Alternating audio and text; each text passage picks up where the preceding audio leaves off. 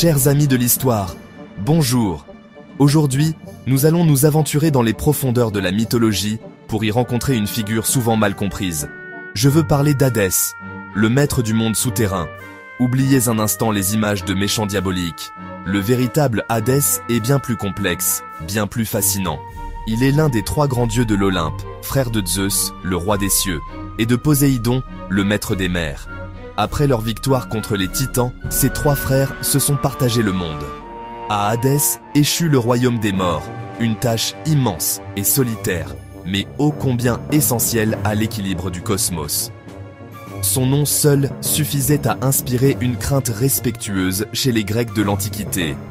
On évitait même de le prononcer, préférant des surnoms comme Pluton, le riche. Toutes les richesses minières, les métaux précieux et les gemmes enfouies sous terre lui appartenaient. Cette association à la richesse souterraine nous donne déjà un indice précieux. Hadès n'est pas seulement le dieu des morts, mais aussi celui d'une abondance cachée.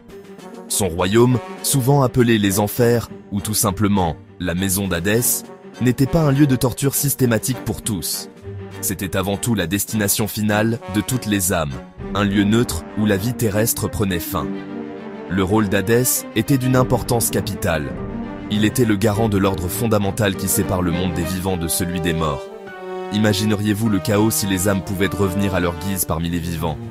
Ce serait une rupture insupportable de l'équilibre naturel. Hadès, par sa présence et son autorité, empêchait ce désordre. Il était moins un tyran qu'un régulateur indispensable.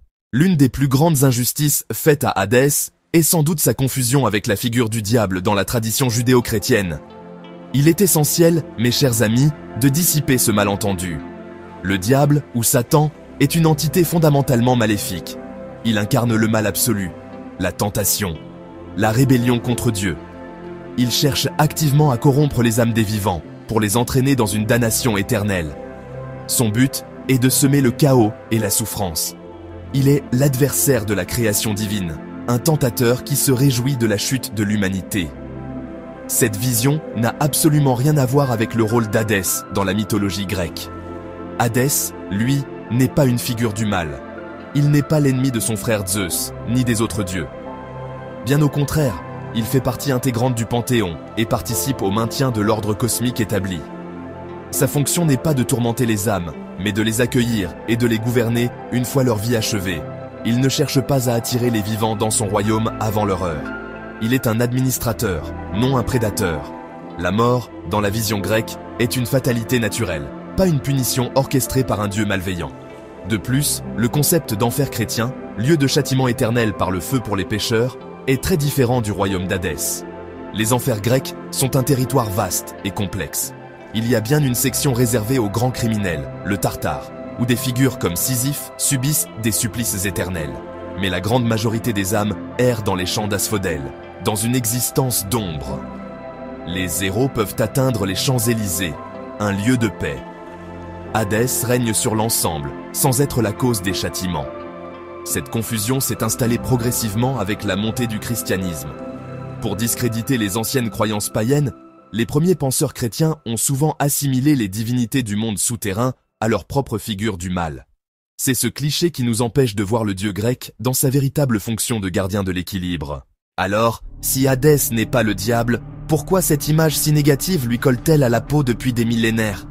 La première raison est assez simple et profondément humaine. Il est le dieu de la mort. Et la mort, chers amis, a toujours été la plus grande peur de l'humanité. Elle est l'inconnu, la fin de tout ce que nous chérissons, la lumière du soleil, l'amour, la joie.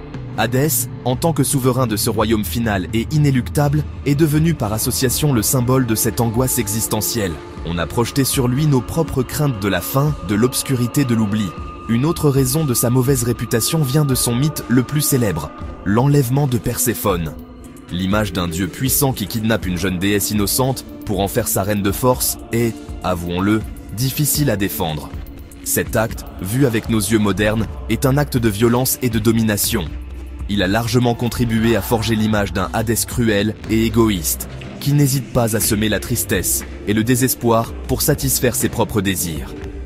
De plus, le royaume d'Hadès lui-même est décrit comme un lieu lugubre et sans joie.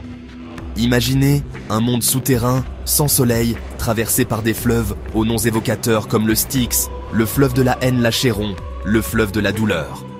Les âmes y errent comme des ombres privées de conscience, dans une existence monotone et mélancolique. Cette vision peu réjouissante de l'au-delà a naturellement rejailli sur son souverain. Enfin, le silence et l'isolement d'Hadès ont joué contre lui. Contrairement aux autres dieux de l'Olympe, qui se mêlent constamment des affaires des mortels, Hadès reste dans l'ombre. Ce manque de bonnes histoires a laissé le champ libre aux interprétations les plus négatives. Au-delà des clichés, la fonction première d'Hadès est celle d'un gardien. Un gardien inflexible, mais juste. Sa mission la plus sacrée, protéger la frontière entre vivants et morts. Il est le garant de l'ordre cosmique. Sans lui, l'univers plongerait dans le chaos. Il est le grand administrateur des âmes, gérant un flux constant avec rigueur. Le jugement est rendu par un tribunal. Minos et Ake Rhadamante, mais Hadès supervise tout. Chaque âme va là où elle doit aller, vers le Tartare, criminels impénitents, vers les champs d'Asphodèle, âmes ordinaires, vers les champs Élysée, héros vertueux. Hadès s'assure que le tri se fait selon mérites et démérites. Il n'y a pas de favoritisme, la loi est la même pour tous. Prenons l'exemple du roi Sisyphe qui défia la mort 2 fois. Sa punition, pousser un rocher éternellement. C'est la conséquence d'une transgression de l'ordre naturel. Hadès applique une sentence proportionnée pour préserver son domaine. Il veille à ce que personne n'échappe à son destin. Hadès est moins un tyran qu'un régulateur indispensable. Le mythe le plus indissociable d'Hadès est sans conteste celui de l'enlèvement de Perséphone. Le récit nous dit qu'Hadès, épris de la jeune déesse du printemps, fille de Déméter, l'a enlevée alors qu'elle cueillait des fleurs. Il l'a entraînée de force dans son royaume souterrain, pour en faire sa reine. Cet acte brutal a plongé sa mère, Déméter, la déesse de l'agriculture, dans un chagrin si profond que la terre devint stérile. Zeus dut intervenir. Il ordonna à Hadès de rendre Perséphone. Hadès obéit, mais avec ruse. Avant de la laisser partir, il lui fit manger des pépins de grenade. Une loi antique liait quiconque mangeait la nourriture des morts. Perséphone ne pouvait plus quitter définitivement les enfers. Un compromis fut trouvé. Perséphone passerait du temps sur terre avec Déméter, printemps, été, et le reste de l'année aux côtés d'Hadès, reine des enfers, automne, hiver. Cette histoire est une allégorie du cycle des saisons. Mais elle dit autre chose. Avec le temps, Perséphone accepta son rôle. Elle devint une reine puissante et respectée, parfois plus redoutée qu'Hadès. Certaines versions montrent un lien évoluant en un amour sincère et une relation de pouvoir équilibrée. Contrairement aux autres dieux infidèles, Hadès reste fidèle. Le mythe est donc plus qu'un rapt. Naissance d'un couple royal, transformation d'une jeune fille en reine puissante et une explication poétique du cycle de la mort et de la renaissance dans la nature. En conclusion de notre voyage dans les profondeurs du mythe, il me semble essentiel, chers amis, de réhabiliter la figure d'Hadès. Le voir simplement comme un méchant, c'est passer à côté de l'essentiel. C'est ignorer la sagesse profonde de la pensée grecque, qui avait compris que chaque force de l'univers, même la plus sombre en apparence, a un rôle à jouer dans le grand équilibre des choses. Hadès n'est pas le dieu de la mort cruelle, il est le dieu de l'ordre qui régit la fin de la vie. Sa mission n'est pas de punir, mais de gouverner. Il est le garant que la mort reste à sa place, permettant ainsi à la vie de s'épanouir dans son propre espace.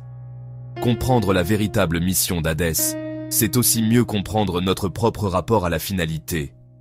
Hadès, dans sa sévérité et son impartialité, incarnait cette acceptation. Il est peut-être le plus juste et le plus prévisible de tous les dieux, car sa loi est la seule qui s'applique véritablement à tous, sans exception. Redécouvrir Hadès, c'est accepter que l'ombre et la lumière sont indissociables. Hadès n'est pas un secret de méchanceté, mais un secret d'équilibre.